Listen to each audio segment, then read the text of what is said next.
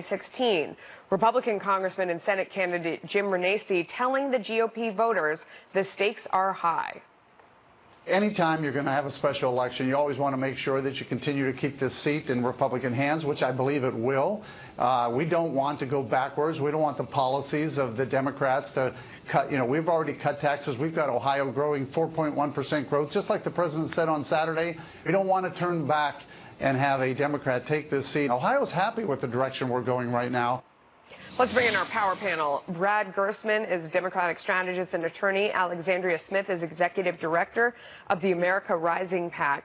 Alexandria, I'll start with you. The president won this district by 11 points of the state. Why is this such a close race at this point? He's more popular than he was then. Well, I think historically in the midterms, we see that the party that's out of power usually has enthusiasm behind them. They have money. Of course, they were left out of the last presidential race, so they want to reclaim power in at least the House of Representatives and the Senate. So we see that there's enthusiasm behind them. That being said, I think that in some of these cases, these special elections get outsized importance and attention from the national media. They try to make it about, a referendum on President Trump or on Republicans' agenda in Congress. And I think that in some of these cases, these are more localized races with different factors at play. Brad? Yeah, I think there couldn't be a more important election going on right now, more of a bellwether as to what's going to happen in November than this election, where Trump's candidate right now is running a neck and neck with a Democrat in a seat that should not be a contested seat. Trump has had a disastrous presidency. He's divided the country. He's selling fear by the gallon. Some of his supporters obviously like to drink that fear, eat that fear. I think Ohio is starting to reject that fear. I think a lot of places are starting to reject that fear, and I think there's going to be a blue wave like you've never seen. And there's a lot of people that reject that kind of thinking and, have come out to the polls in opposition to that.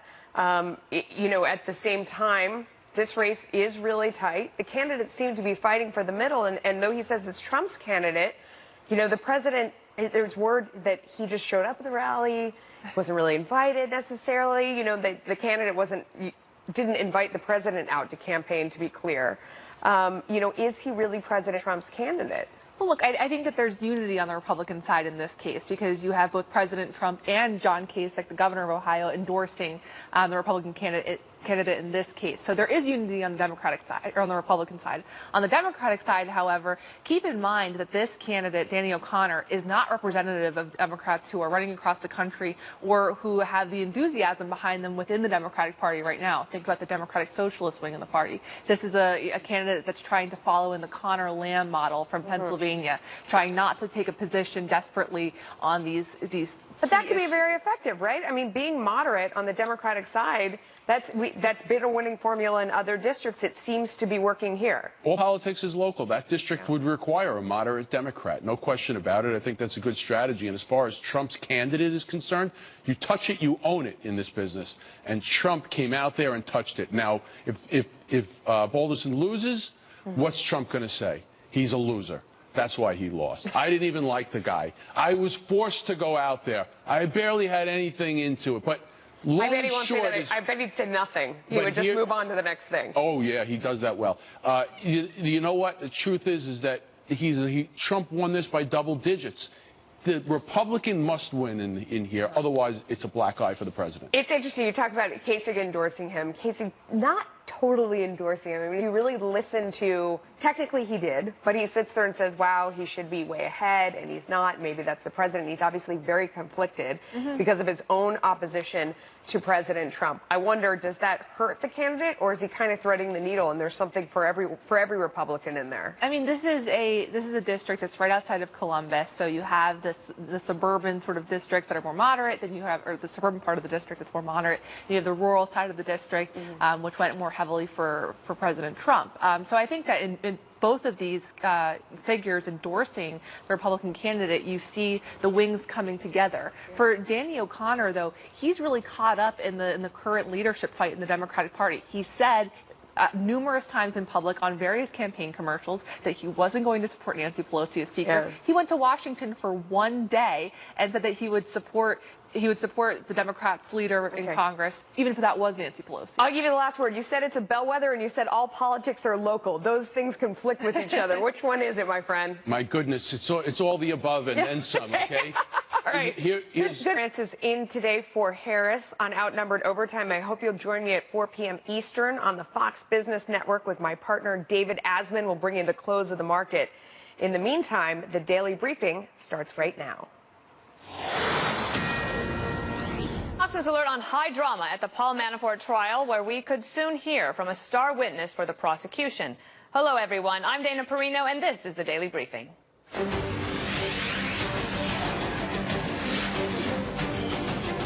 Critical testimony expected at the trial of the president's former campaign chair, with Rick Gates, Manafort's right-hand man, set to take the stand as early as today, after he cut a deal earlier this year with special counsel Robert Mueller. Peter Doocy is live outside the courthouse in Alexandria, Virginia. Peter, what are we learning about what Gates might tell the jury?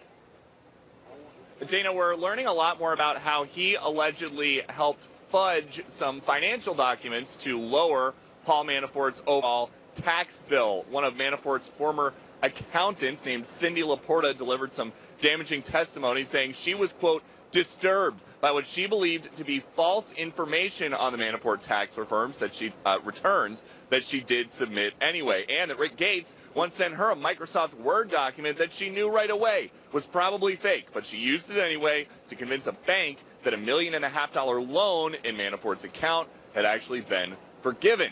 The Mueller team alleges these wire transfers weren't loans at all, but just Manafort moving money from overseas accounts to the U.S. and claiming they were loans so he could avoid paying income taxes on them right away. The Manafort defense team claims that he never willingly broke any tax laws, though. Dana. Peter, what else are we expecting this week? I think this is the second full week of the trial. Today, court started about a half an hour later than planned, but the Mueller team has been saying that they plan to rest their case. They plan to lay out everything that they've got against Paul Manafort and rest by the end of this week. We do expect to see Rick Gates, Manafort's former partner, on the stand at some point before they do rest their case, but we don't know how many of the other 21 witnesses on the Mueller team's witness list of possibilities for the stand are actually going to wind up testifying. The Manafort defense team has been keeping their cards very close to the vest, but their client is definitely keeping a close eye on the allegations against him. He sits in court, Paul Manafort does, taking very detailed notes of just about everything that a witness says and just about all of the exhibits that are introduced against him. So we don't know how involved Mr. Manafort is in shaping the defense based on what they're hearing from the prosecution, but the defense team is going to have their chance, we believe, at some point this week to try to clear his name. Dana. All right, Peter Doocy, thank you. More on this now with James Trusty. He's former Justice Department prosecutor and IFRA law partner. What is the prosecution's strategy here with Rick Gates? Well, it's to kind of bury him in the middle. You hope as a prosecutor that the rest of your case is very strong, that the paper trail and the bookkeepers can kind of establish your tax fraud independently. But you want to put Gates in to establish a conspiracy. You want to nail it home, and you hope that somehow his credibility survives the attacks that are coming. I know that you think that Gates could get scorched by the defense. How so?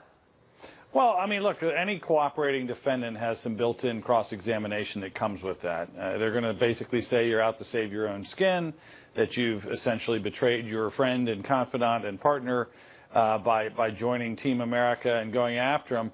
One of the aggravators here, however, is that apparently in some of the first meetings that Mr. Gates had with the government, he continued to be dishonest. It's not the first time that's happened, believe me. But that adds some additional baggage because the cross-examination really ramps up and talks about how you lied to these agents, you lied to these prosecutors, but they still want you on their team. And so you kind of put the prosecution on trial a little bit when the prosecutor has a cooperator with a track history of lying to his face. With the accountant that Peter Doocy was reporting on, she testified on Friday. She said that she felt like it was wrong, but she did it anyway. Is she in any sort of trouble? Well, it sounds like not. I mean, one of the tactics you can do as a prosecutor is just basically say, look, I'm viewing you as a witness. I'm not making you any promises, and you get up on the stand and tell the truth. The person gets up on the witness stand, and they're kind of hard to impeach by cross-examination because they say I could still be charged. And they're kind of twisting in the wind a little bit, but it gives them some credibility. But I know there's a number that were immunized. She might have been one of them. How awkward is it for the defendant to be there, Paul Manafort, and then somebody like Rick Gates? They were colleagues for a long time, partners, and now obviously on opposite sides of this very high-stakes trial. How awkward is that for the lawyers that are in the room as well? Well, I mean, look, that's, again, pretty common in federal cases to see cooperators who had some sort of pre-existing relationship with the defendant. So they're probably not going to give each other a little fist bump or high five as they pass. But I wouldn't expect a lot of theater either. Most likely, Manafort's attorneys have said, do not react, do not do anything but take your notes.